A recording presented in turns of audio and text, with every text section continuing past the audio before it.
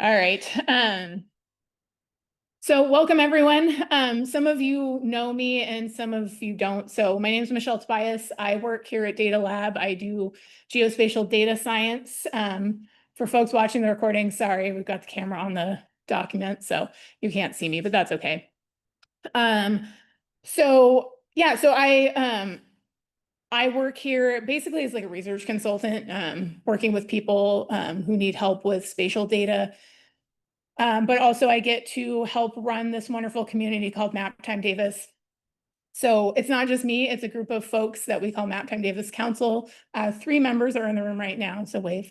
Yay. And what we do, this group gets together to make sure that this happens. We do the logistics, we plan the workshops. So this is definitely a community run thing. It's not just me. I could not do this on this level by myself. I tried for a little while and then the pandemic happened and oh my goodness, no.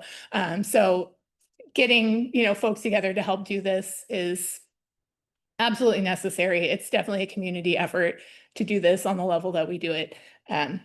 So thank you all. And, if folks are interested in helping out with anything, let us know. There's always, setup and things like that needs to happen, advertising, that needs to happen as well.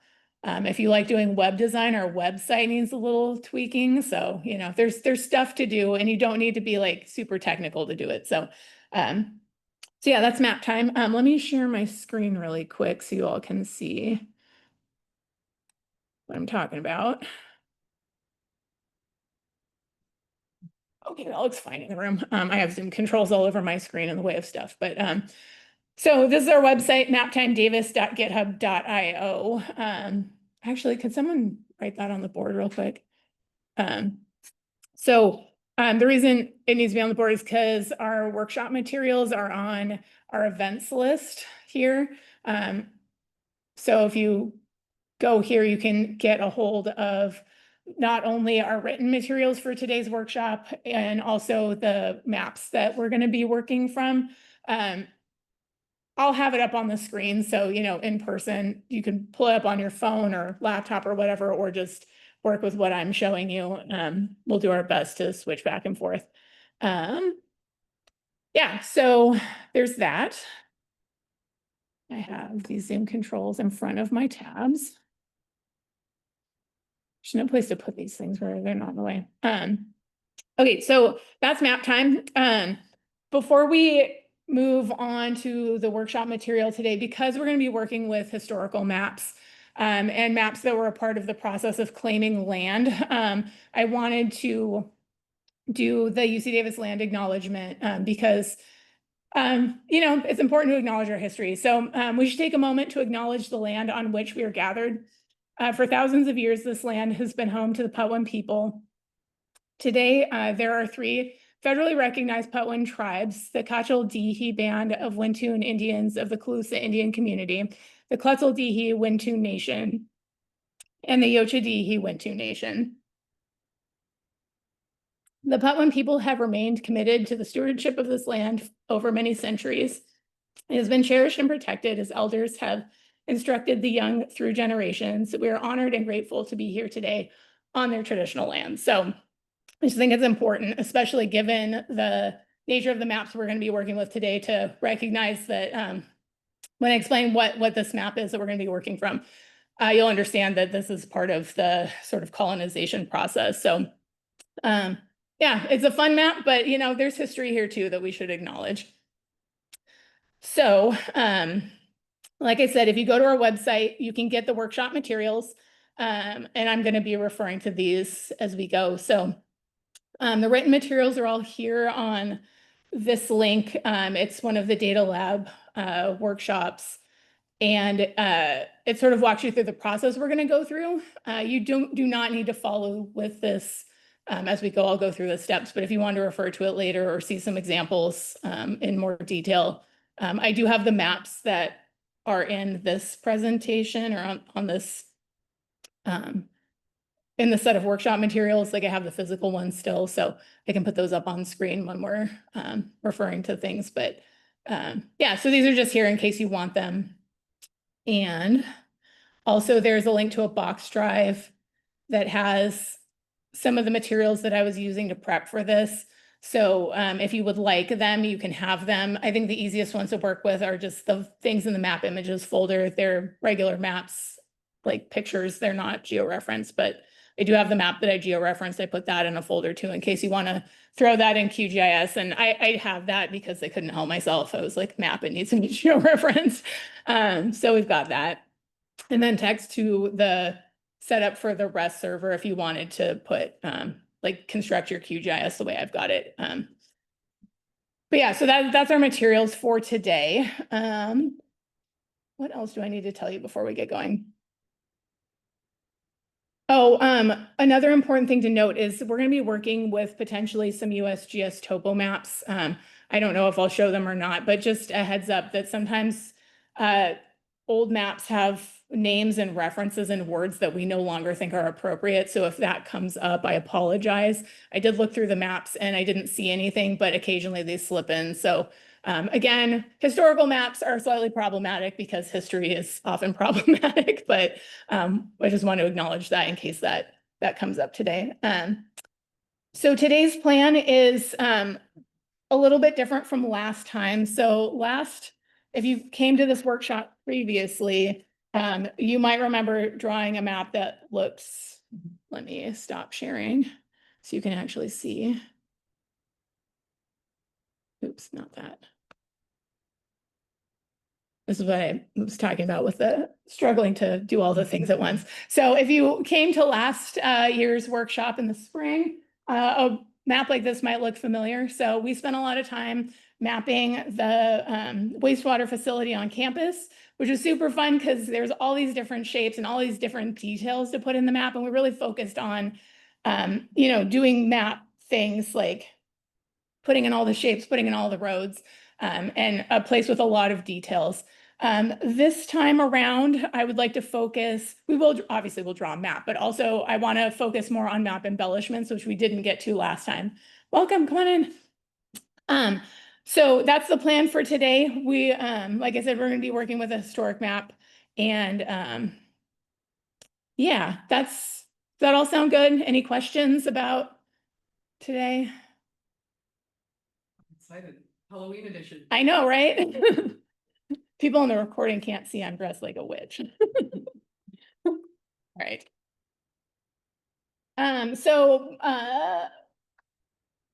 Really quickly, to prep for this, just to give you a heads up on the process, like, we're academics, I'm going to tell you the methods.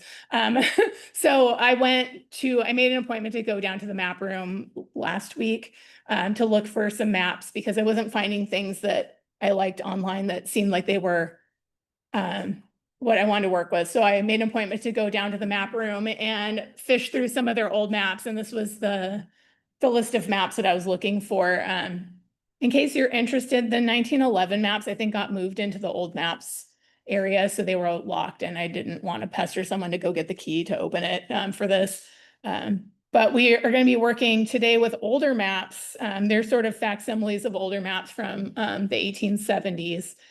So that's sort of the process I went through to find the maps. Last time we spent a lot of time deciding where we were going to map. And today I was like, wanted to do a Halloween theme. So I needed to do a little bit more pre-planning on this. So we are going to work with these maps from the 1870s and it's downtown Davis. So sorry, I took that decision-making off of our plate today. I know. Sorry, it took forever to figure out what we wanted to do anyway last time. So, in our process today, I'll just show you the workshop materials. Yes, yeah, they're on the screen. Sorry, this is pulling my hair.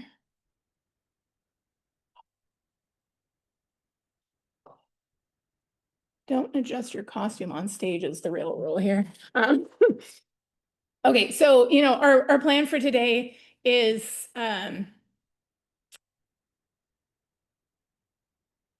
basically just, yeah, there's a sign-in sheet over there.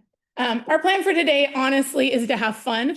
We are going to learn stuff along the way, but it is not necessarily the point, I mean, it's sort of the point, but there's enough stuff going on in this world right now. Today, we're just gonna have some fun with this. So we're gonna explore drawing some maps by hand.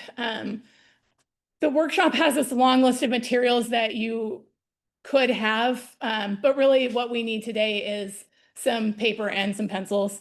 And yeah, and I brought that for you, so we're good to go. Prereqs for this one, there is absolutely no prerequisites. Oh, I also mentioned, today we're doing analog, we're doing paper and pencil.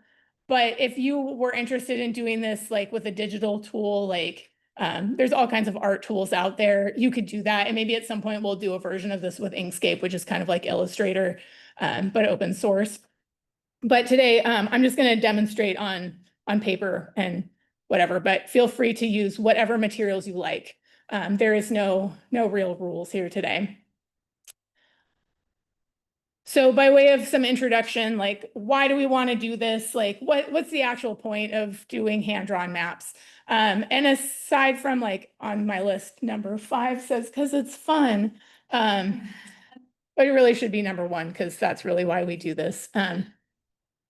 But really, like, I use this to help me understand an area. Like when I'm working on research questions, like I work on California beaches, and where the plants are really matters for a lot of, like, with a lot of different factors. And so sometimes I'll just draw out pictures, like it's a map-like thing.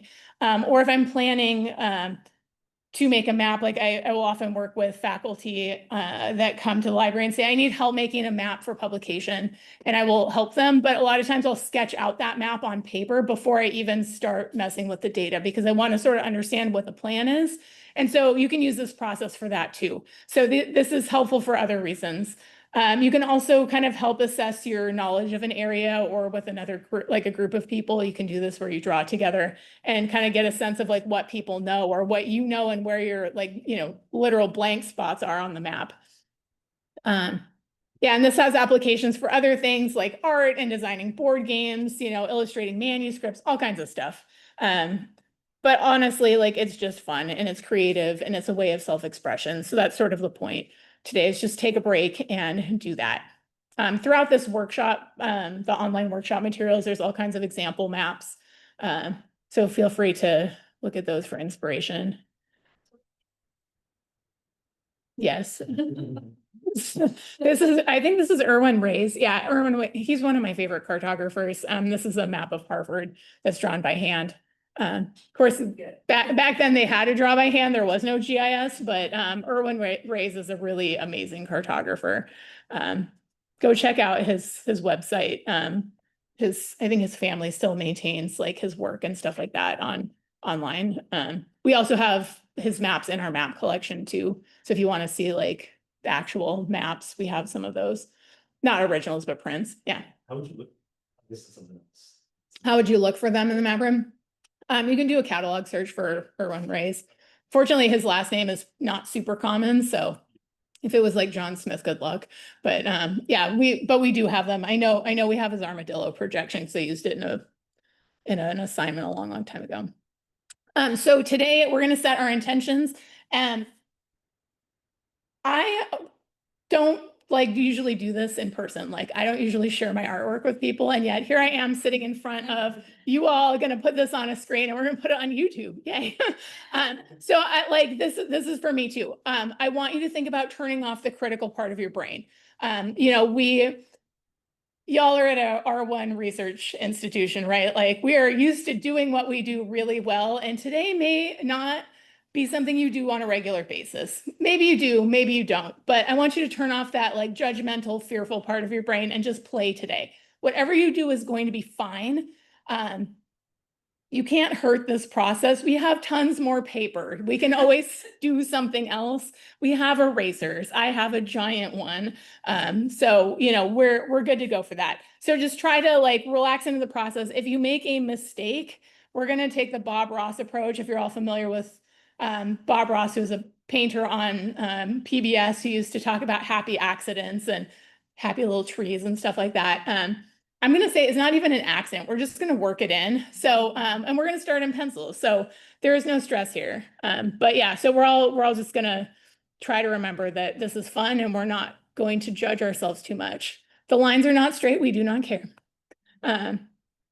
So, and when we prep for this kind of activity, you know, we're going to need to think first about like, what does our map look like? Where are we going to decide to draw our map? I've already chosen that for you today because of the nature of today's workshop and the Halloween focus, but there's an example in the workshop materials about the first map I drew for this workshop was for Lake Spafford, which is, you know, in the Arboretum next to Marac Hall. It's that wide lake-like spot in the campus Arboretum waterway.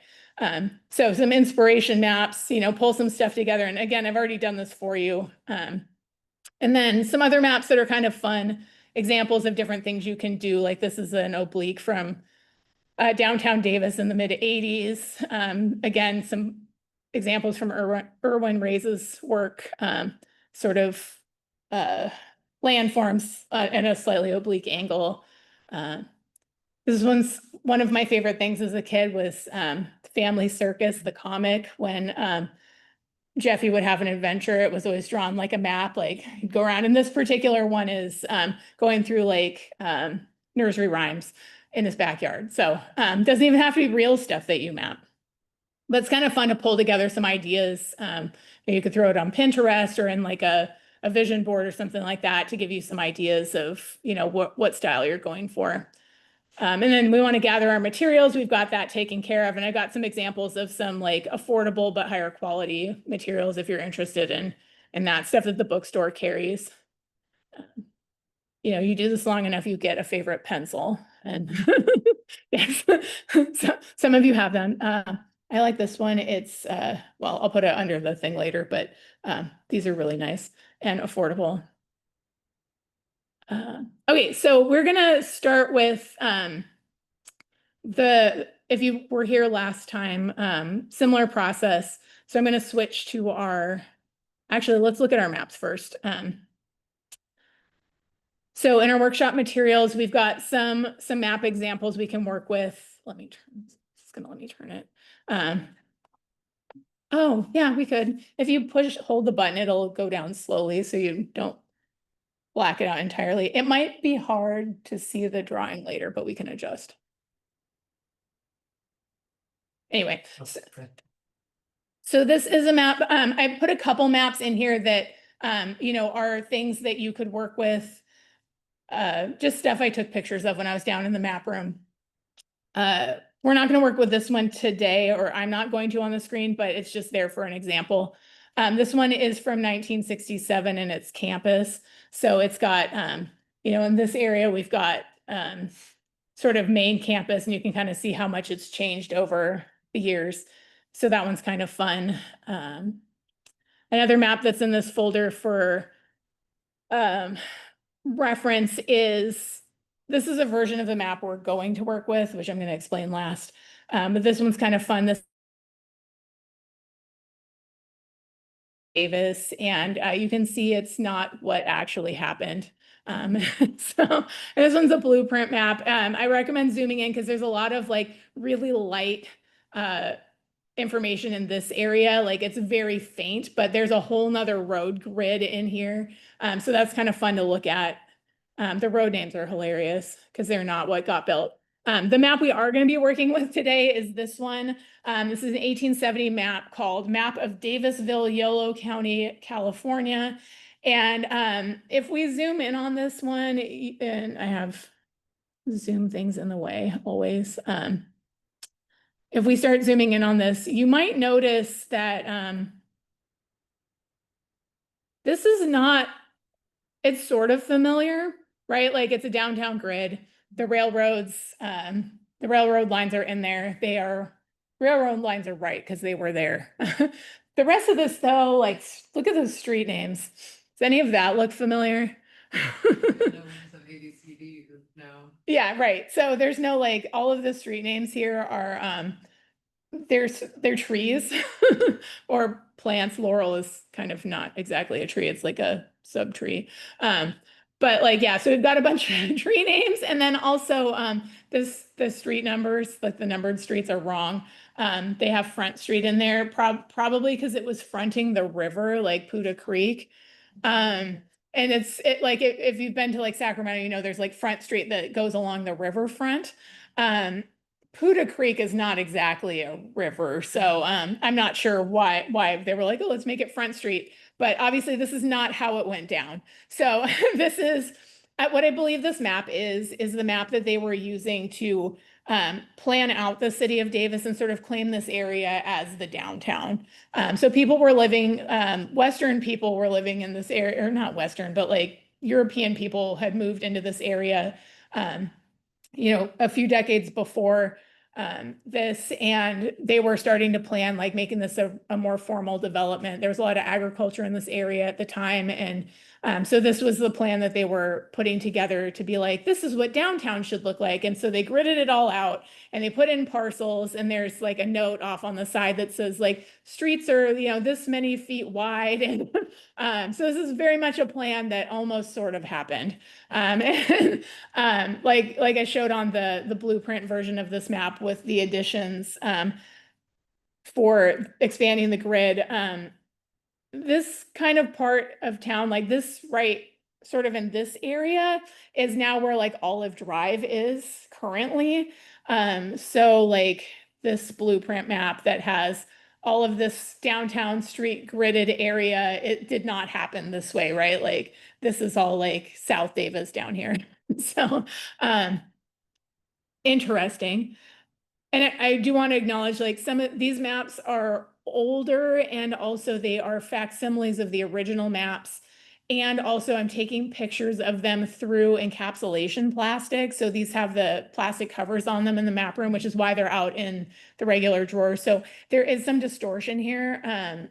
So some of the street names are a little hard to read for many, many reasons. You know, the fact that they are old and photocopies, and well, this one's a mimeograph, I think, but yeah, you can also see like the shine down here is because of the encapsulation plastic. It's really hard to take pictures of the maps when they are encapsulated. So bear with me on that. But we all didn't have to go down to the map room and find our own maps and then take our own pictures and all that. So saving a little time, even though it's a little annoying. Okay, so these are maps we're going to work with. Like I said, I threw my maps into QGIS. Well, the one we're going to work with, I georeferenced it so I could put it in QGIS, and then I could put it over the top of some topo maps. These are from TopoView, and I think I put them in the folder on Box as well. So we can have reference to those. And then I also, because I couldn't help myself, I also got the USGS current topo quad tile service, which the information to put into either QGIS or ARC, if you wanted to load that up, is in that text file in the Box folder. So you can load this up as well. It's kind of a nice way to get a sense of like, this one's the current situation. And then there's the Woodland quad from, what is this from? 1907. And then the Davis quad from 1907. So we can refer back to all these things if we want to. But there's our little map. And when I georeferenced it, the street names become kind of hard to read. Like it took me forever to figure out that this one is named Cherry. It looks like it's like O. Henry or something like that. And the georeference one, because of the way the pixels get mushed around. But I looked at the original photo I took. I was like, oh, it says Cherry. That makes way more sense. So yeah, this is what I plan to work on. What do you all think? Does this sound like a good plan? Ghost of Davis. Exactly. And then we will add some ghosts to this as well. So simple street grid to facilitate getting past the drawing of the map part so we can add some embellishments. So the first thing that I like to do when I'm doing this process is to draw out some plans. So the workshop materials go through this, but let's do some live drawing. So I've got a sheet of paper, make the camera focus by putting my hand in the middle of that. So the first thing that we will need to do is think about, you know, what, and this is the problem, I can't show you two things at once, you know, looking at the map, the reference map that we have, what are the things that we see in the map that we want to include? So to give you an example, when we did the one last year, I have my reference there.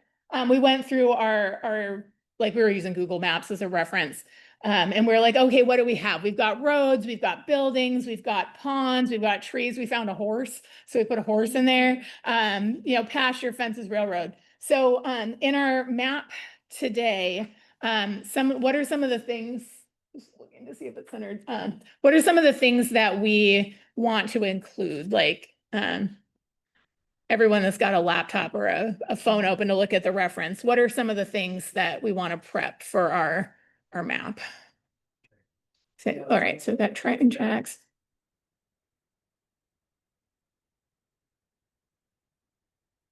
No, readable when it's focused, yes.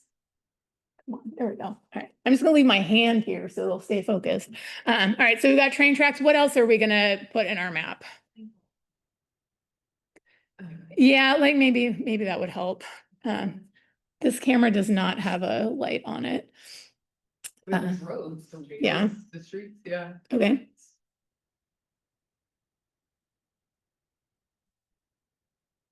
Having problems. All right, so we're gonna do some roads. What else? It's a pretty sparse map, but anything else? Great. All right. All right, so that's a good start, I think. We will add stuff as we go. But so the reason that we do this prep work here is because when we put it on our actual map, we kind of want to know what's going to work. It'll save us a lot of erasing and a lot of hassle, and we can play with different versions of stuff and be like, no, I don't like that. Like, I drew something prepping for this and was like, oh no, that's not right. We can't do that. So that way it's not on our map and we don't have to erase it. So train tracks, yeah.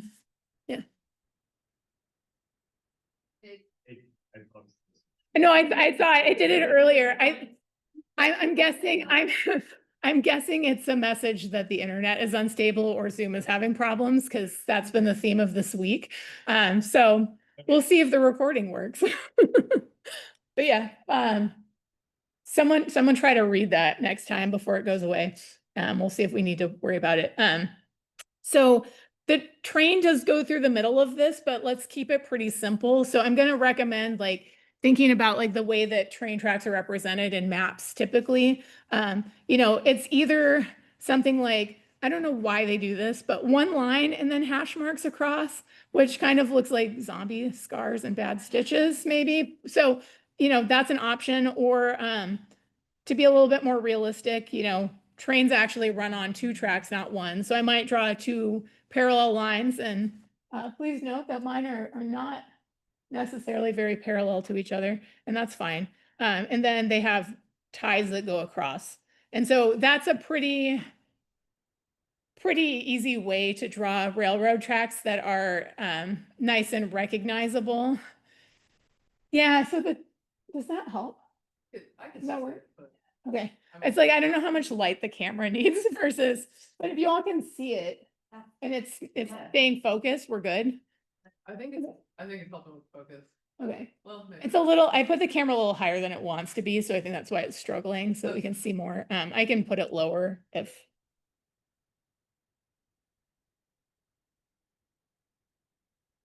Okay. All right. Okay, so we've got train tracks. We can always adjust as we go too. And feel free, like if you want to draw your train tracks some other way, do it. There's no grading here, like you don't have to draw my map, you draw your own map. And then the roads here are a little tricky in this particular reference map because they aren't actually roads, right? They're like negative space between the blocks. So we can plan either, we can put in our blocks and, these are not very square squares, that's fine. So we can plan our blocks like that. And then, or like when I was doing my planning for this, I just drew like my roads like this and then put the street name in the middle of it.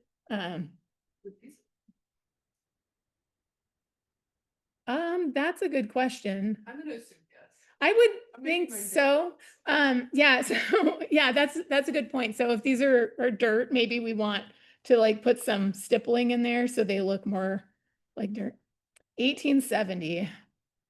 So also we can make them however we want, remember, because this isn't a map of reality. This is a map of what they thought they wanted to do. So if you want dirt roads, you can. You can have cobblestones. You could make them paved in glitter for all I care. Yeah. Then it went away. Okay, great. So the camera and the mic might be dropping out constantly. Awesome. Well, that's fine because we're here in person and you don't need me to have my audio recorded. The people who didn't come can deal.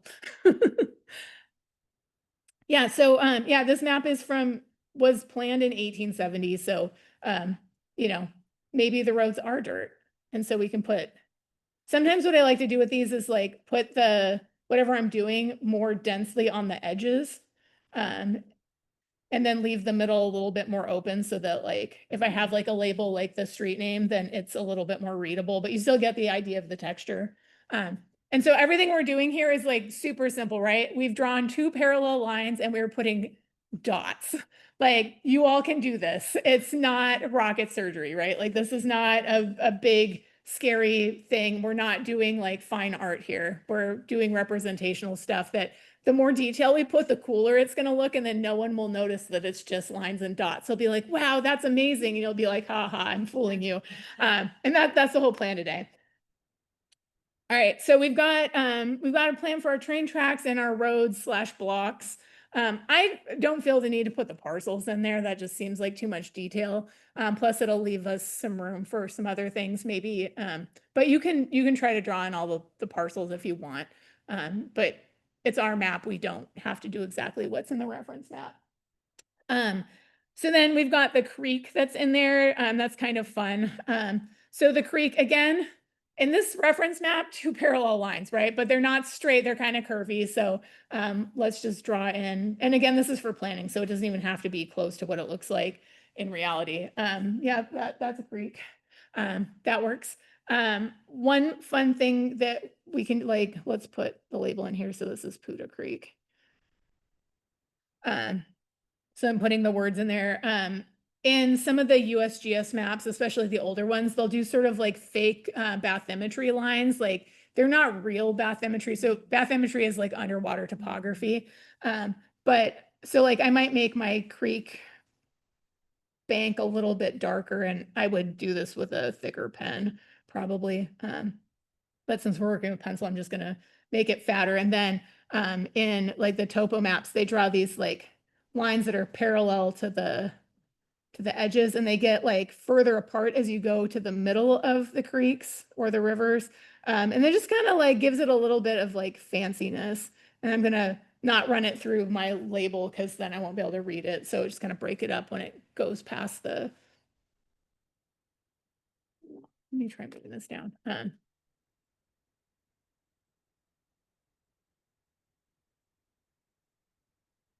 Yeah, that seems like it's having an easier time.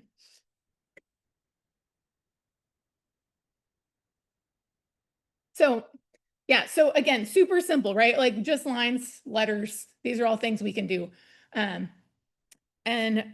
You know, the point of today again is having fun. So if our Puda Creek doesn't end up looking exactly like Puda Creek, that's fine. Also, I don't think Puda Creek still looks like this. So that's fine. I did look up, they had already moved the creek. So Puda Creek used to have a different path and they moved it south so it stopped flooding the downtown area. And I believe the creek had already been moved by the time this map was done. So this creek channel that we have here is, I believe, what is now the Arboretum Waterway. So you can put it however you want, because I'm pretty sure it doesn't look like this really in 1870 anyway. Hey, welcome, come on in. There's paper and pencils and things there if you need it. Okay, so I think that's enough to get us started. So let's go ahead and draw our downtown grid on our paper. I will show you how to do that. I'm not telling you to do that right now. We'll walk through that, but that's what's coming next. Any questions so far about this or the process that we're using. I like it. Yeah. All right. It's like, we did like 4 or 5 different railroads. Yeah. And I found the one. Yeah, yeah. So you can totally audition stuff. Like if you don't like what you've done, like, what was it? Oh, here's my one from the Arboretum map that I did for the example in the workshop. Like I did this for grass and I was thinking like, how can you go wrong with grass? But I didn't like what I did because I think it looks like a furry potato. And that was not the look I was going for. So yeah, like try different stuff. If you don't like it, what you do, this is why we're doing this sheet is to sort of audition things. And like, as we go, we may decide like, oh, I want to add this or that to my map. We can come sketch it out here on our scratch paper first and see what we like and what's working, kind of get the technique down before we put on our map. It'll just feel a little bit more successful. Yeah. Yeah. This is bigger. Mhm. When I drew here, I can fit the letters. So made it bigger, but then like if you make it bigger, there's less of your map. So Mhm. you want to talk a little about how you kind of pick how big to make things? Yeah, so in terms of like scale and planning that, this is sort of why we do drafts. I have too many things. So I'll show you like, obviously I'm not going to get up in front of the room and, well, we did this last time where we did a map from scratch, but I had a plan for today. So I did sort of a mock-up plan. And I made this way too big because what I wanted to do was have room to do an inset map. And when I drew my street grid, it filled the entire page and there's no room for that. So I'm gonna like do the one today with like less space. But yeah, like in terms of like labels and stuff, you're gonna have to write really small if you shrink your grid down. If you want labels, maybe you don't want labels, or maybe you plan for your labels to be big and they take up space and you just leave gaps underneath them. So you're like, maybe I make my road grid like super small, right? But I still want to put this like my labels really big. And then when I ink, I'm going to leave gaps so I can still read that. So there's things you can do to plan for that. If your writing needs to be large, but your things that you're drawing are small. This is why we're doing pencil and then we'll ink it and then erase. So, so yeah, like it's kind of, yeah, it's an iterative process. But like, you know, when I was doing my mock-up, it was kind of like, well, my road grid is not what I thought it was going to be, but I'm just going to roll with it and have fun with it. And when I do the next one, I'll do it different. So we're just not going to worry about it today. But you know, if you're planning on, one of the reasons for folks in the room, one of the reasons we plan this today is because we wanted people to have time. If you wanted to do this for like holiday presents, which I know some people in my circle are planning to do, we want to give people time so that they could learn the technique and then, you know, apply that as they want to. So yeah, it's just planning, sketching out, you know. You can do drafts too, which is nice. What you might want to do this digitally because then you can erase stuff easily, but we're doing old school today. All right, we're ready to start drawing our streets. Let's do it. Okay, so this camera is not focusing the way I want it to. Pen in the middle. Last time we did like a smaller area. We blocked out like a little bitty spot because it made life easier. Today, because I want to add a bunch of extra embellishments, I'm gonna block out my area to be a little bit bigger. So I'm not gonna measure anything. If you want to measure, go for it. But I'm just gonna like block off like maybe an inch on the edge. And I'm just drawing this in sort of lightly.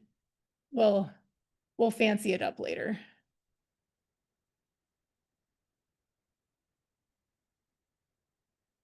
So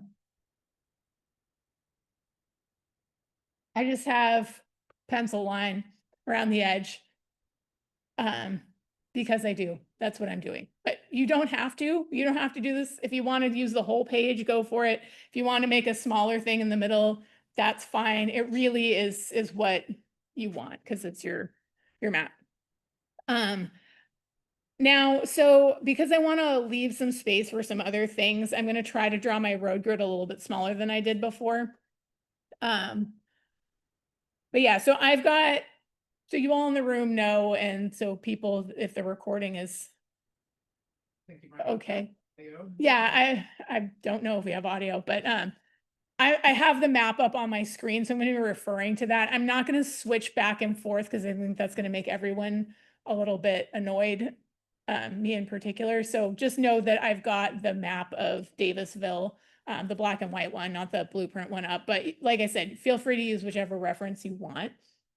And if anyone wants me to flip back to the other one, let me know, and I can do that.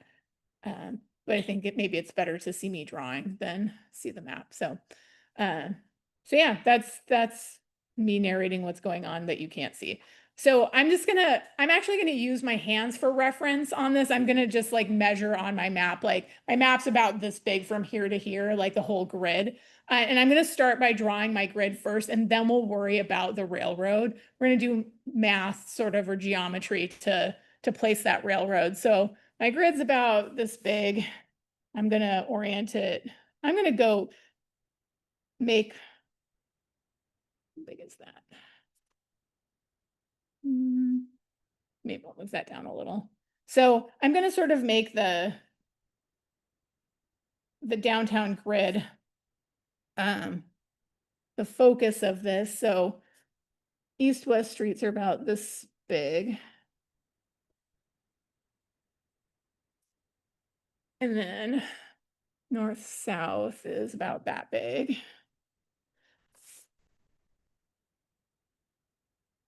And you can do this with a ruler if you want. It really does not matter. I'm just gonna freehand it because otherwise I'll get way too into it and then want to do like math to make everything line up and be perfect. And that's not the vibe I'm going for today. Okay, so we've got this downtown grid as just a big old rectangle. There are, going across east-west generally, there are 8 blocks in my map. So I'm just gonna mark them out like I would if I was cutting cookie dough. So I'm gonna go half and then half again. So now I've got 4 blocks. So I'm gonna split those again. So I've got 8. And these sort of mark the center lines of my road. And I'm gonna erase all this later. And then going north-south, we've got 4 blocks. So that's a little easier. Just divide it in half and then half again. And I'm not really caring if that's perfect right now or ever for today. Feel free, again, to measure if you'd like. But there's only so many minutes in this workshop, so we're just gonna go with it. So I'm just gonna kind of draw the lines across. And again, like I'm gonna erase this later. That's why we're working in pencil to start. So I'm just extending my roads, and these are sort of, you can think of them as like the center lines for my roads, and we'll draw the blocks in. Okay. Just kind of rough sketching this in. I think before we do other things on the map, I want to put in the railroad. So the railroad is like a big triangle right in the middle of town, and it is today too. Not as much as in this planned map, but yeah, it's right in the middle of things.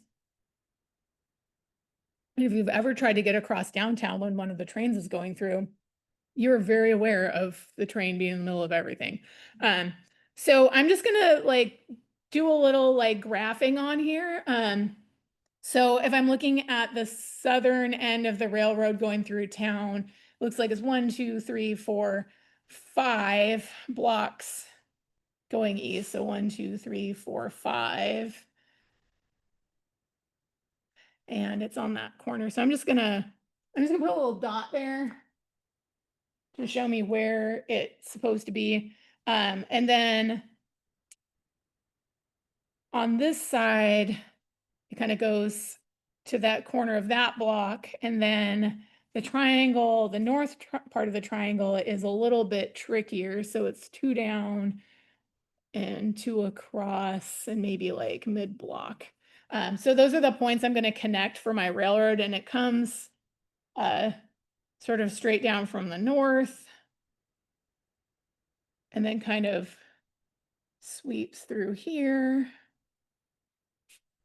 And then kind of goes that way and that way.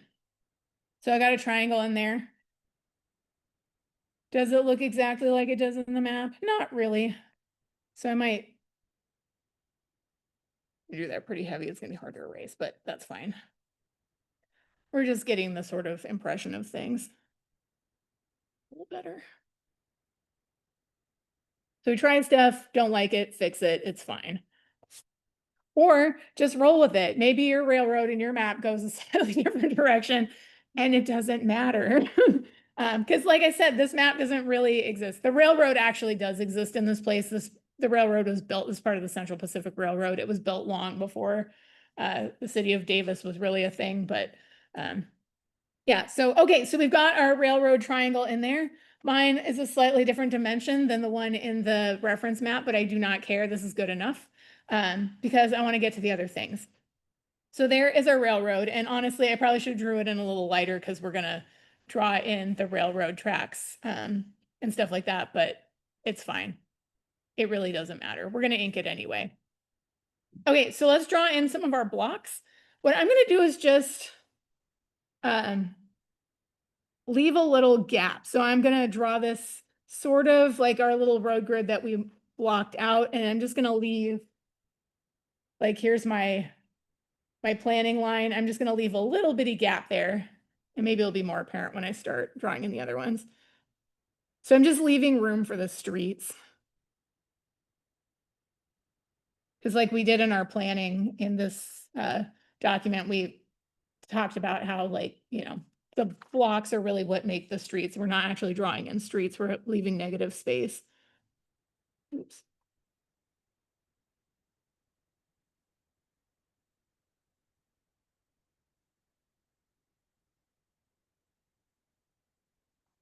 So these ones that are full blocks are easy.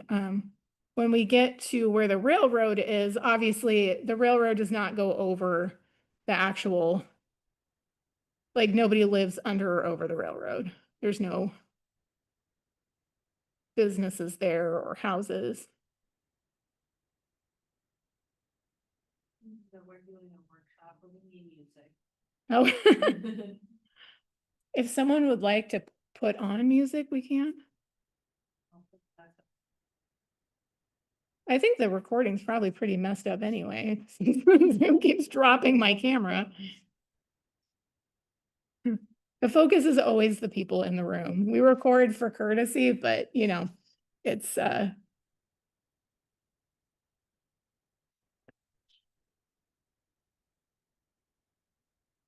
there's paper and pencils and stuff over there if you want it.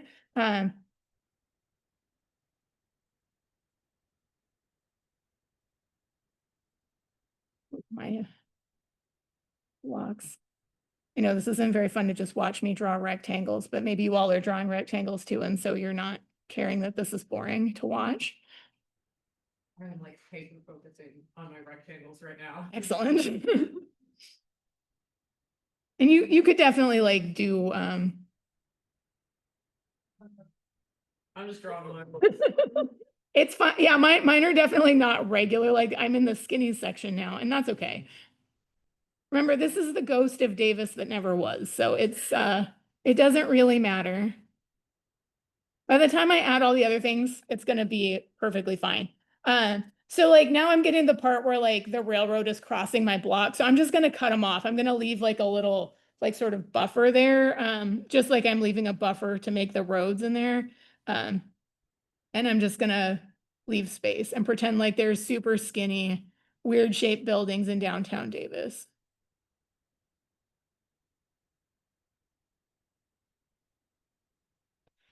And the good news is there's no buildings inside the triangle, so we can just leave that open.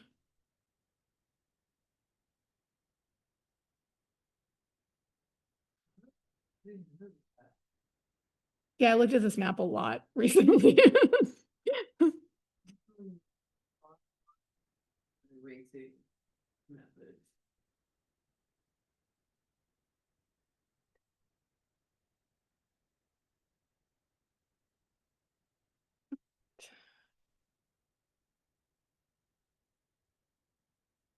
Remember, we're doing a Halloween theme, so if everything is sort of shaky and messy, all the better. All right, so this is what I have so far. I think next I'm gonna like lighten up my railroad lines just with the eraser because I want to draw in the icon that we planned instead of these big fat lines.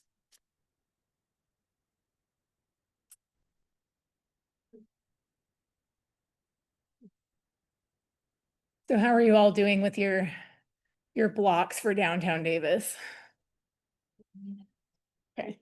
All right, I'll give you all a minute because I know it's not fun when the workshop moves on and you're like, oh God. Rectangles. Mhm. Oh, so for folks who are just coming in, there's scratch paper and plain paper and pencils and stuff if you need them. While we wait for people to catch up, I think I'll switch to my screen share and show you the reference map that I'm working off of. And if you go to our website, maptimedavis.github.io, you can go to the events list and there's links there for the workshop materials, both like written materials for how you do this, and then also links to a box folder that has the map images that we're working with and some other stuff in there. So this is our reference map. We're drawing in our street grid right now, and we've mocked in our railroad triangle as well. So that's what's on our paper right now, which you can't see at the moment because I'm sharing my screen. But this is the map we're working with, just in case anybody's forgetting or just walked in the room. We've got a couple people that just joined.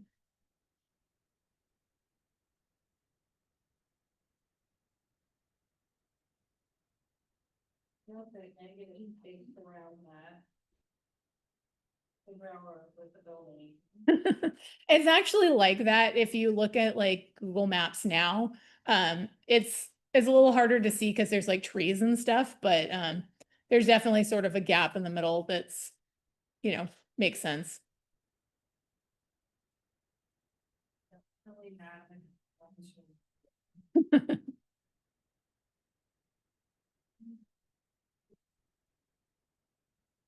There's something to be said from finding your voice. Your voice is very tiny. And Yeah, I definitely have a part of my personality that's like, no, measure it. But then I don't know, you'll see like by the time we get through all of this, it's gonna have some flavor to it that it wouldn't have otherwise. So oh, tombstones, I like it. yes. Uh, So I think, before we add in anything else, I've got my blocks in there and, you all can see they're not perfect and that's fine because this is the map of planning of Davis and maybe they decided that they wanted their blocks to be more regular than this and so it's different. But I'm going to start putting in my railroad now. So remember we planned to do our train tracks. I'm going to do this one because I like this better, but feel free to do, whatever train track you planned. So I'm just gonna, again, I'm sort of buffering my original line. So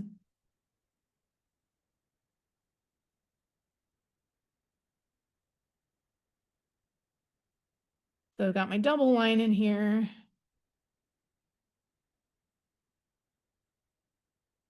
That part goes up to Woodland.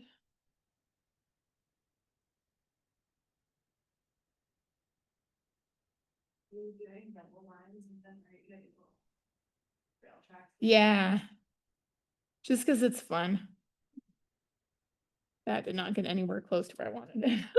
I also have I don't know if you can't see it so well on the screen. I have a bunch of like shadow lines now because I erased a bunch of stuff. Makes it a little harder to plan. But don't if you have that too, don't worry because by the time we do the inking on this, that you won't see them as much. Okay, so that's as good as I can do it. And then I'm just going to put a little railroad ties across. Probably going to have to get smaller in downtown.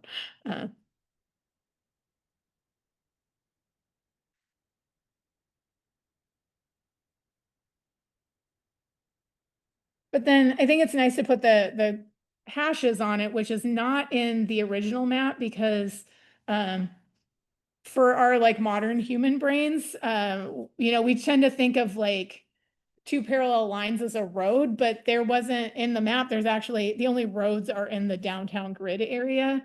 I'm sure there was roads to the other like nearby cities, but remember, this is well before people had automobiles, so they're traveling in different ways than we did. The railroad becomes really important in downtown Davis to get you between places and to like move stuff. There's no like giant semi trucks bringing things to the stores and stuff.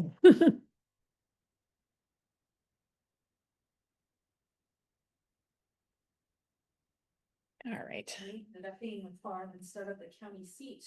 The seat was Woodland, but they didn't get the land grant.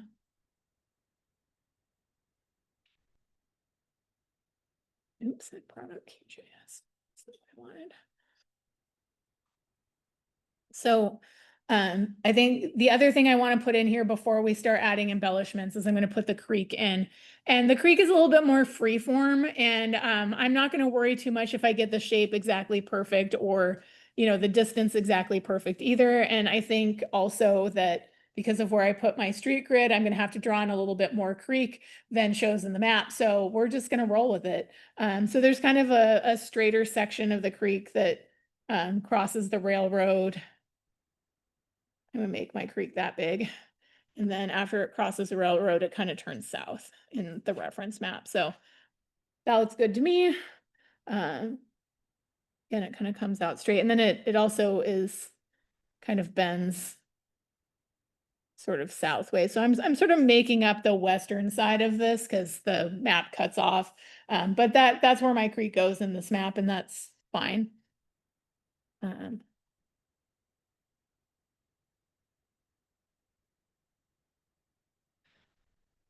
And like maybe I want my creek, the edge of my creek to be a little bit wobblier because it's not man-made, it's a creek, so it's not not necessarily a straight line. I'm going to put in my label.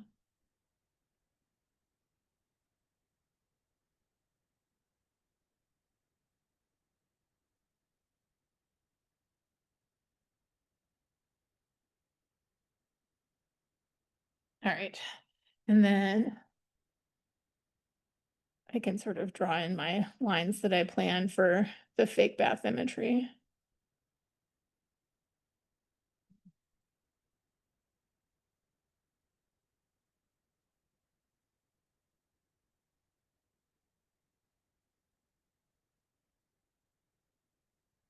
I want to get really picky. I would respace my letters so that Poodle Creek all stays on the one side of the railroad, but I can do that later. Okay, so already looking pretty interesting, right? Like we started with just like an ugly, like rough, like hash of things on the page, and now it's actually starting to look like a map, I think. So, as much as I was like, oh God, my, blocks are not the right size, like in the grand scheme of things, it's looking okay. So I'm not gonna sweat it. All right, so we've got this stuff in, we've got the bare bones, and this is pretty much what our map has. I'm gonna not label the roads with the road names on here just because I don't have a ton of space and I want to get to some of the map embellishments. But feel free to put in the road names if you want. Also note that, like I said, the one label that's really hard to read, it's the second street on the western side is Cherry.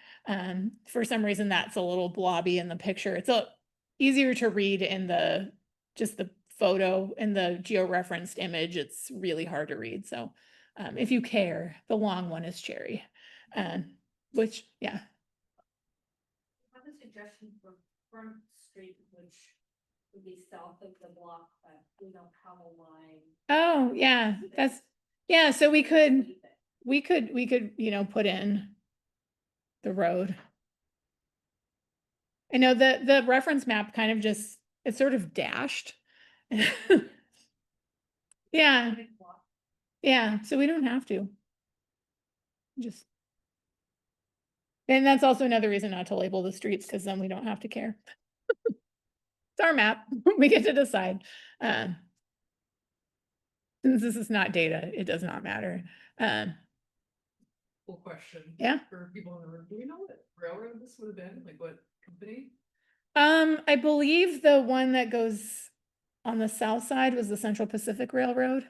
It goes to San Francisco, so it's gonna, like in the reference map, it notes that like this side goes to Sacramento and this side goes to Vallejo. It's gonna actually keep going to, yeah. I'm gonna label it Central Pacific. I like it. Yeah, I don't know what the one is that goes north. Oddly enough, I actually have a paper about the history of the Central Pacific Railroad that is published in California History. So if you want to know a lot about that and look at historical maps, I published a paper with a colleague about that. So yeah, there's, I guess they could also make it like a goofy name, like the Ghost Train. yes, you could. Yes. So feel free to label things however you like. But so let's get into some of the map embellishments, the stuff that we didn't do the last time. So maps, historic maps often have things added to them by way of giving you more information. None of the example maps that I got from the map room had a lot of embellishments on them because these were planning documents really. So it was pretty like engineering focused, like give you the facts. Like there's not even like trees. Like if you've been to Puda Creek, you know that there's a whole riparian corridor. There's no trees in this map, the reference map. So yeah, pretty bare bones, but oftentimes, especially like older maps have things like cartouches, which is like, I did an example to get started, something like this. Oh, there we go. So they'll have these like shield looking things, right? And then there'll be like the name of the map inside the shield and maybe some more information about the cartographer and stuff like that. So let's add one of those. So I'm going to get out my my note paper, my scratch paper, and let's do a cartouche for this.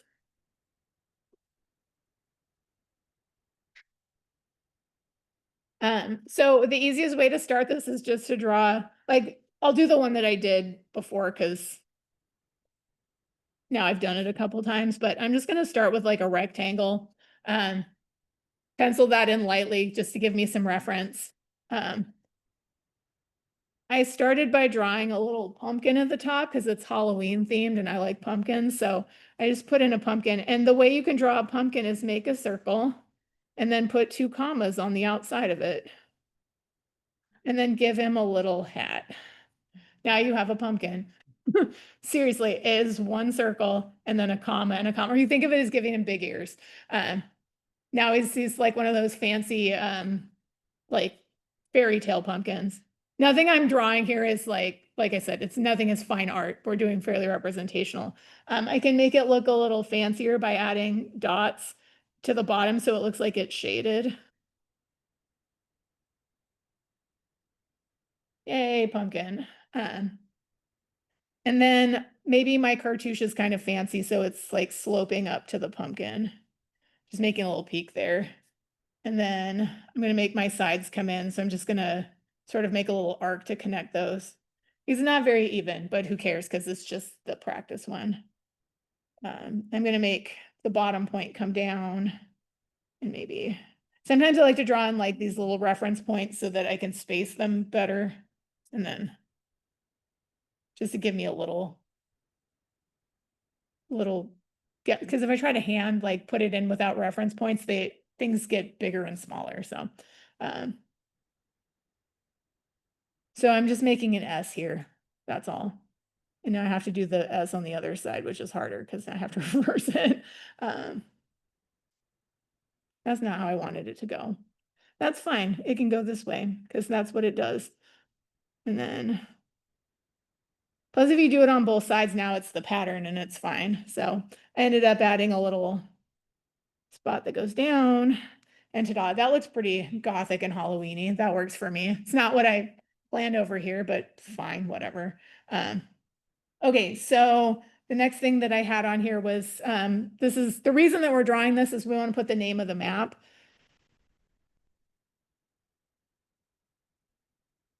So if you're gonna go with Davisville when you're planning on writing, note that the end of Davisville is much wider than the start of Davisville. So cram your letters up because those two L's are very wide and then they all get like bunched up. So, yeah, that D in Davis is also wide. So pack the other letters in to make it fit. The other thing you could do is write the word Davisville and then build your cartouche around it. That might be smarter, but this is my process, so. To make this super fancy, nothing says fancy like a bunch of scrolly leaves. So let's put that in. So my pumpkin is gonna be oddly not attached to the vine because he's got his little handle here. That's actually where botanically where the vine comes out of the pumpkin, but I don't know. We're just gonna draw this in. So I'm just gonna draw some swoopy lines and some tendrils. It doesn't matter where they go or if they're even. And then, so those are my tendrils, and then I'm gonna just draw some leaves. Pumpkins actually have big fat leaves, but I never really, like I grow pumpkins, but I didn't look up what they look like because I don't remember. So I'm just gonna draw whatever leaves make me happy today. These sort of look like oak leaves, and that's okay. So just throwing some leaves in. That looks more like holly. Anyway, we're just planning this. This really, we don't have to do the one on this page like super detailed, just kind of get a sense of like really where the problem areas are going to be, like what are the things that we want to watch out for when we draw it on the rest of the paper, like on our real map. And if you don't want to draw more leaves, just add in more tendrils and they take up space, and that's great. So we've got our lettering in there. I'm going to put the years, so 1868, I think. And then the more details we add, the fancier it looks. So I'm just going to put little dashes around the edge of the cartouche. And I'm not going to spend a ton of time on this because, like I said, we're going to transfer this over and add a little ghost. So that's a little fun thing we can put on there. We'll do it a little bit more refined on the map itself, but that's sort of the plan. The other thing I wanted to put on my map is maybe some monsters, just because there's nothing else, like there's no trees. And so I was like, the whole riparian corridor, it would have tons of trees. Like even before, like most of the trees in Davis don't belong here, but along the riparian corridor, there should be things like cottonwoods and sycamores and stuff like that. So I was thinking like, hey, let's, instead of putting trees, let's put little fluffy monsters instead because it's Halloween. So monsters are great because they can be whatever you want. So this one has big scary teeth. So it's just a circle and some V's going up and down. And then maybe he's sort of a fluffy circular monster. So I'm going to sketch that in and give him some fuzz. Just squiggles around the outside. And maybe he's wearing sneakers. Because why not? And let's do this guy.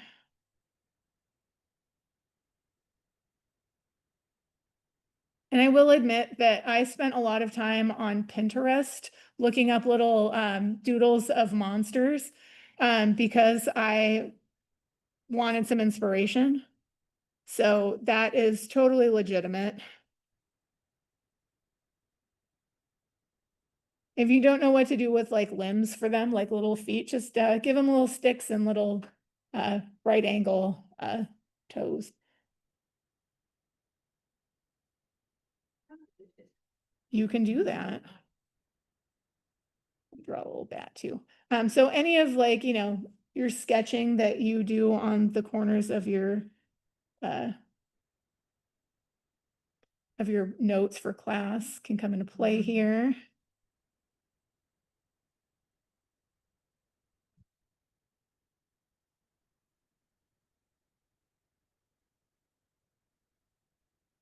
Give them some dots. Okay, so got a couple monsters to put in there, just things that are entertaining.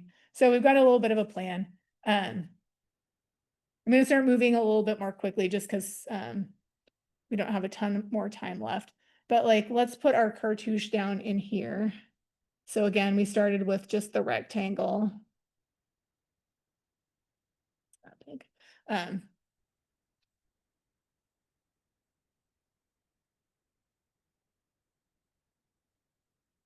So because we already planned this, I'm just gonna do this pretty quick.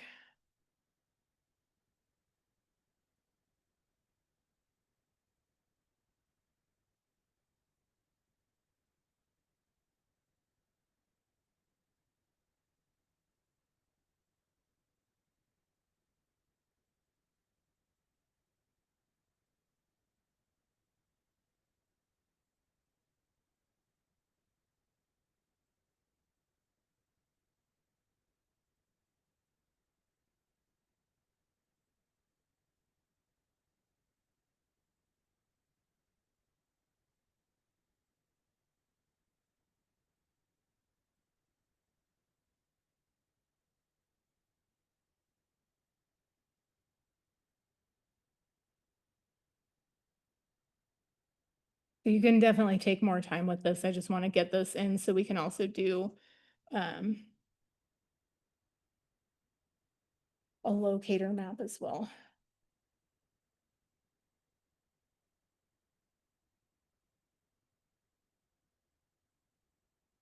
And sometimes too, like we're doing pencil right now, but if you want to ink this later, I'll briefly talk about the process of how to do that. There's like an order to do stuff that makes your life a little bit easier. You can add in more detail while you do your pen work as well. So sometimes just put in the suggestion of what it is you want to remember to do is fine.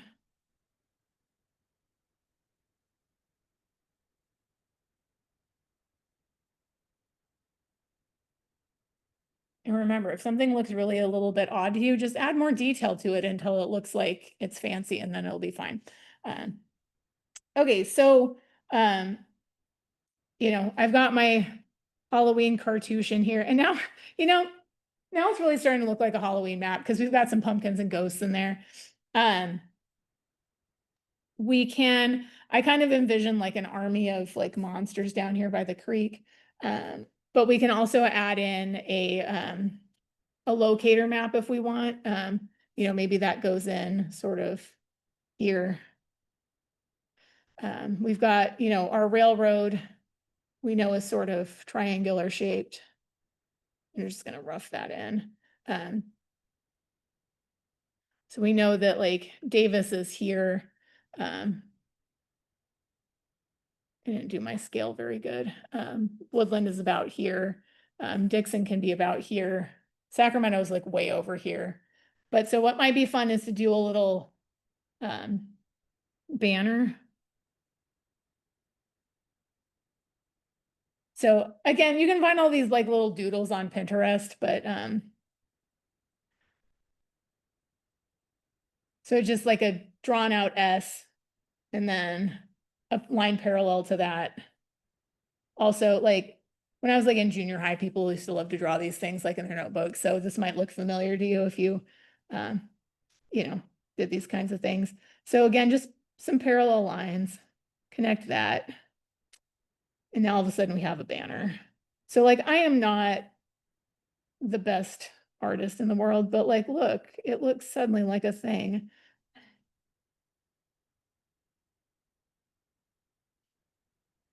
So that's sort of my plan for my banners. And I can put those like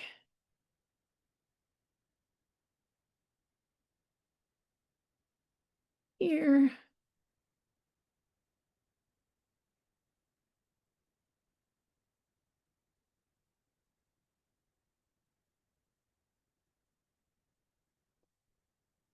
I put one up here for Woodland.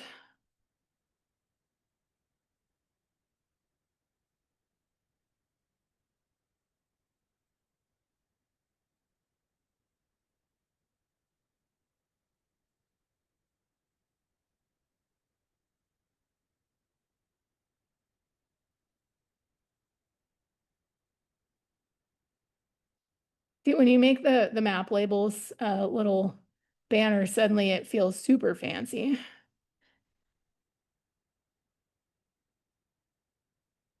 That one's going off the edge of my inset map, but that's okay because I can just make the inset map a little bigger. The wonderful thing about doing this by hand is it's not data, so I can move stuff around. It doesn't really matter. So I think this is Dixon down here, which did exist. It's funny, if you look at the topo maps from like the early 1900s, like Dixon and like all of like the outlying areas, like the smaller cities around here really haven't changed that much. It's pretty interesting to look at.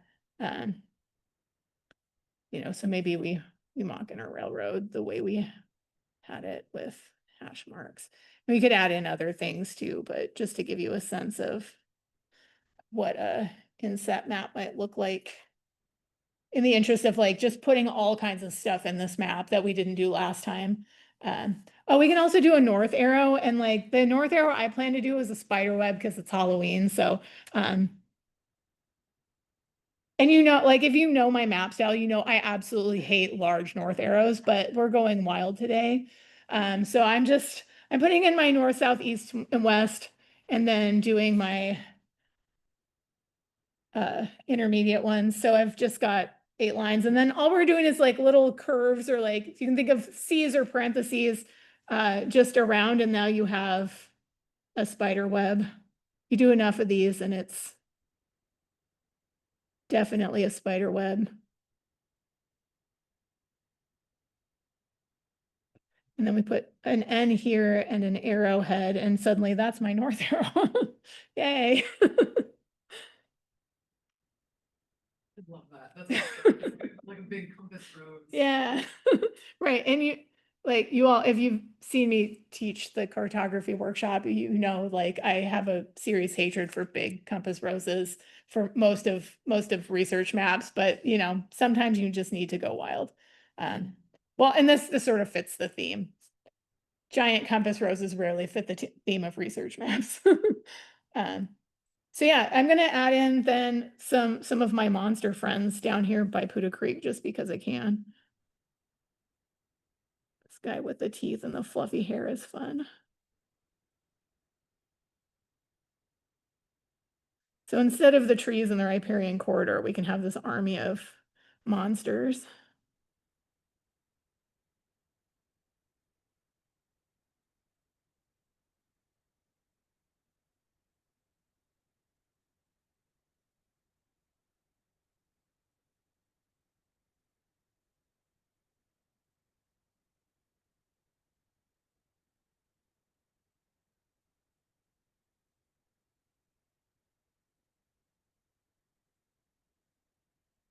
So it's nice when you've sort of drawn them before on your planning sheet. They go a little bit quicker when you put them on the map.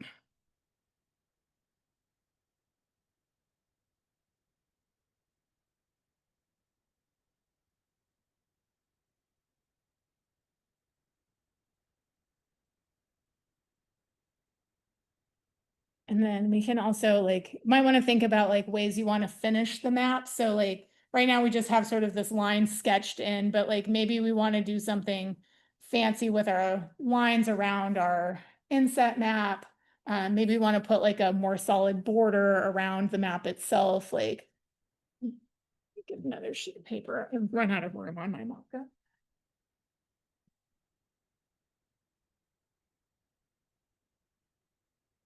So what we might want to think about doing is, playing with some of our lines, maybe we edge the whole map sort of like Beetlejuice style, alternating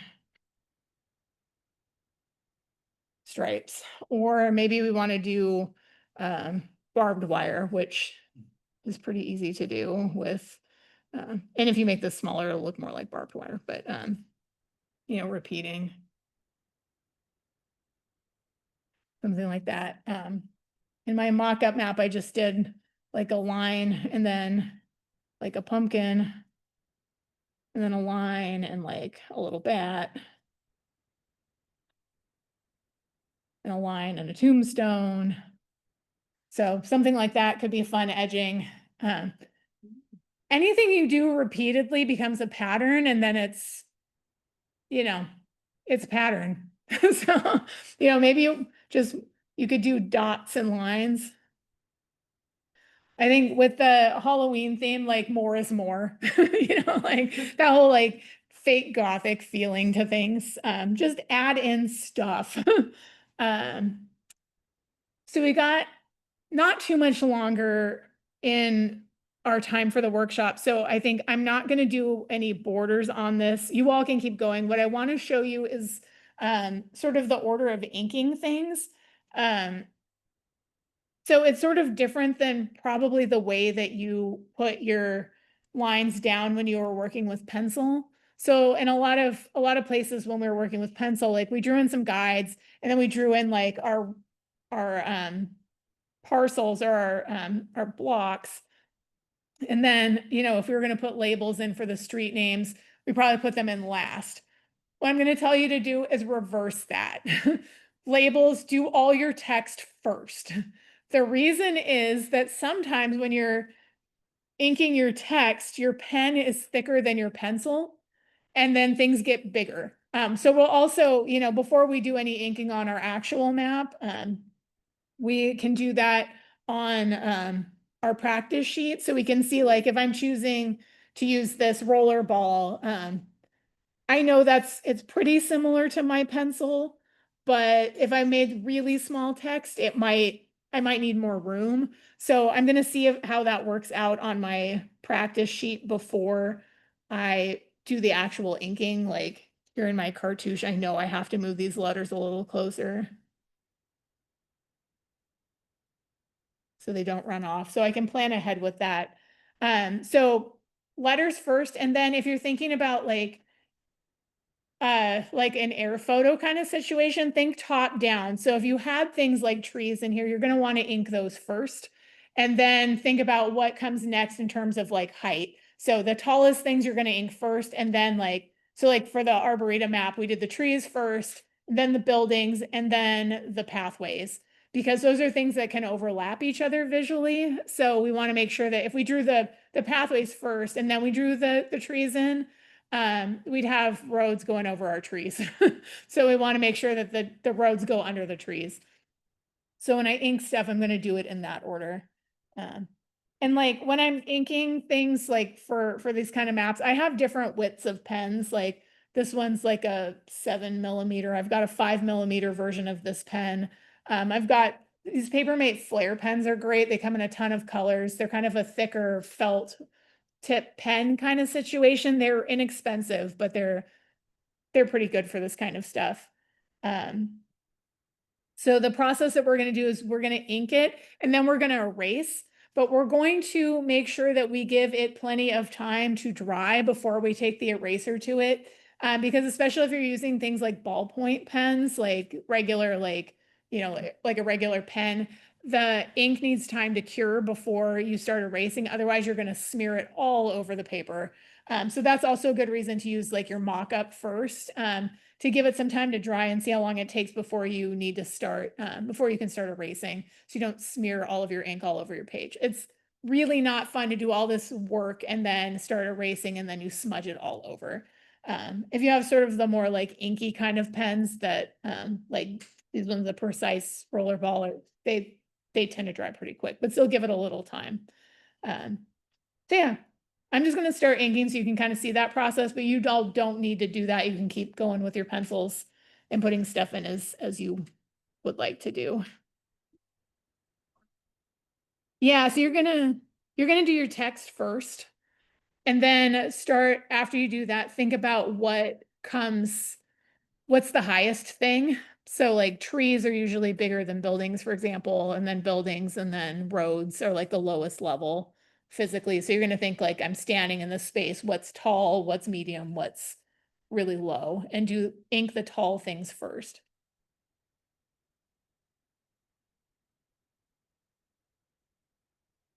So I'm moving my creek letters because I realized they were in a bad spot. And so like my monster kind of overlaps the creek. So I'm gonna, in this case, ink my monster in so that he doesn't have the creek running through his head. Do like more of an oblique angle on a map Mhm. with the inking you would almost wanna go right Front to back, yeah. Yeah, so you want to think really about what visually overlaps things and do the things that are on top first. That makes So, sense. you know, and you can think of it, maybe it makes more sense to think of what's closest to you. So in this map, we're doing sort of a nadir view. So like if we were hovering over downtown Davis, what would be closest to us? Then that's what we're gonna ink for. So if you're doing an oblique one, you're standing at a perspective, like what's closest to you geographically. It's the same thing. Yes. Yeah, Mhm. okay. Yeah, and it makes sense to plan for that because you've already spent all this time drawing in all of the pencil work and like you really don't want to have to start over at this point.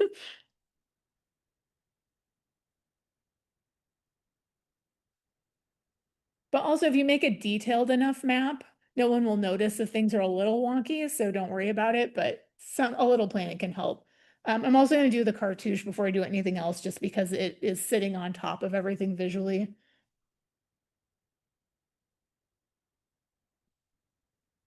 It's here, like a long time for them all like, oh, It's not wasted, it was creative energy. Oh. And also in my cartouche, I'm gonna do the leaves first because they kind of, mine overlap the cartouche itself, so I'm moving that one because I put the letters in. And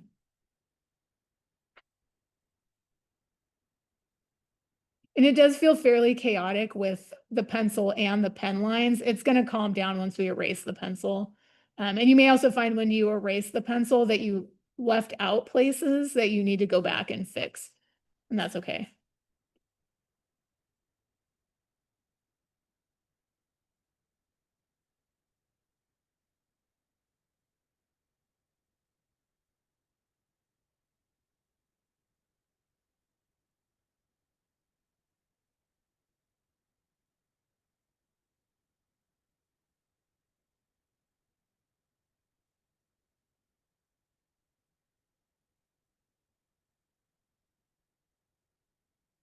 As a plant geographer, I would like to acknowledge that my pumpkin leaves look nothing botanically like pumpkin leaves.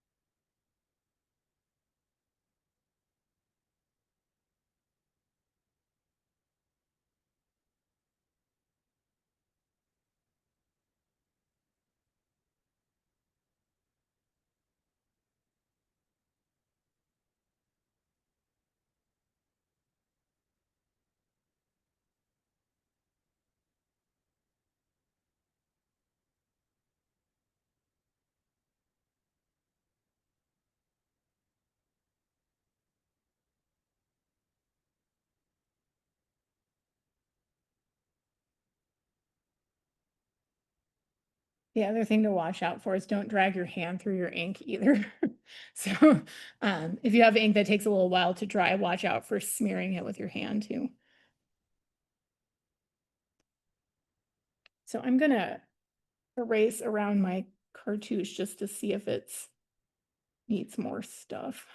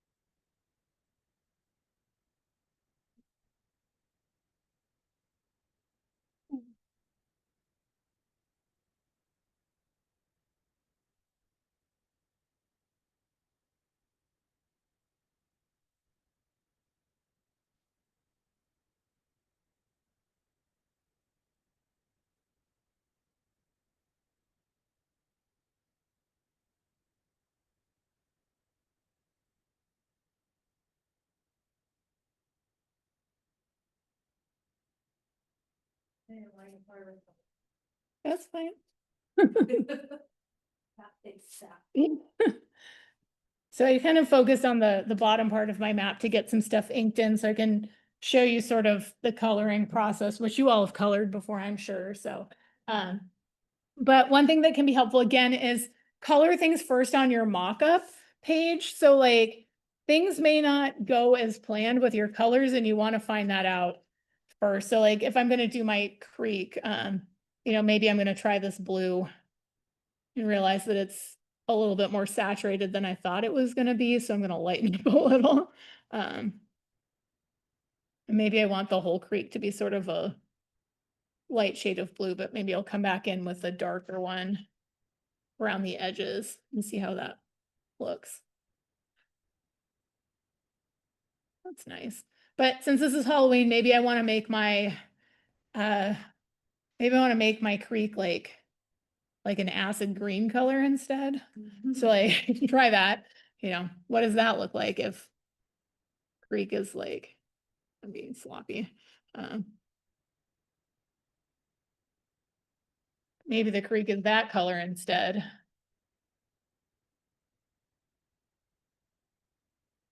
Maybe shaded on the edges with some dark. Well, that's entertaining. Maybe I thought I wanted to do blue, but now I've got this green color and that's kind of fun. I like it. Like, See? reserve the- Yeah, yeah. So like, let's do that instead. This is somewhat relevant to for Good Creek at times. Oh, it's true. It is Yes. green. Isn't there like a CCR song about Puda Creek that's about it being green? Is there? I think so. Yeah. That's what I heard. So yeah, that it's I think that's part of the lore of Davis. Anyway, okay, so yeah, that's looking very Halloween. So yeah, that's why we want to try stuff before, like color's really hard to remove. Like the pencil's pretty low stakes because we can always erase, but like even like erasable colored pencils really aren't that erasable. So we kind of want to know what we're doing with the color. All right, that's looking way, way cooler than I thought it was gonna. I like that.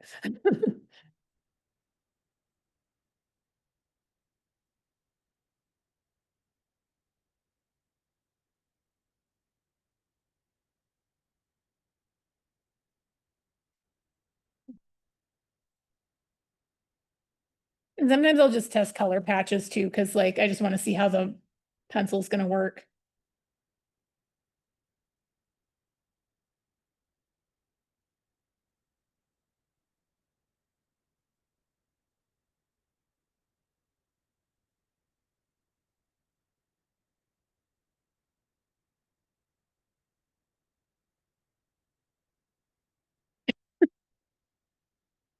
I know, it's like that's what happens. Just keep adding detail. Um,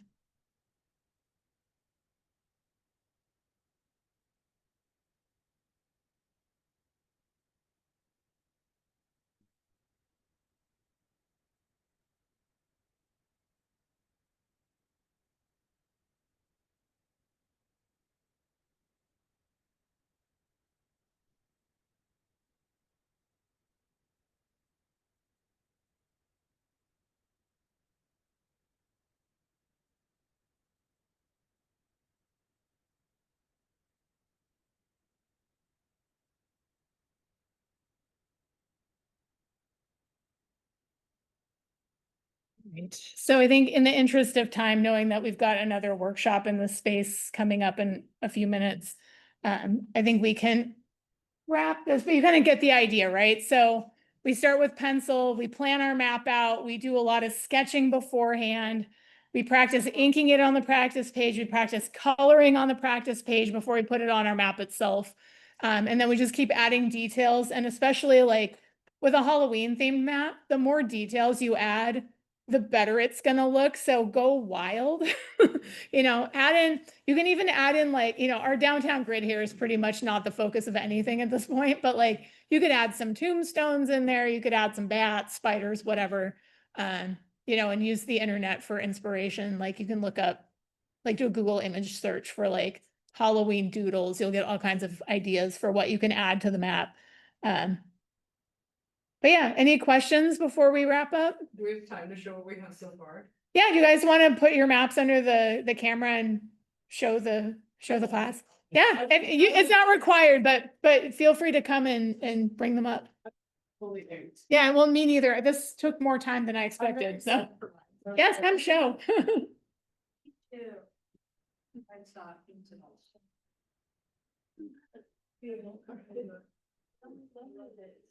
So if you generally put it on the white page, Okay. it should show. It's not fully inked, but. Come on. I'm very proud of. That's awesome. Oh, I like the puta creative. So that was the pun I was proud of.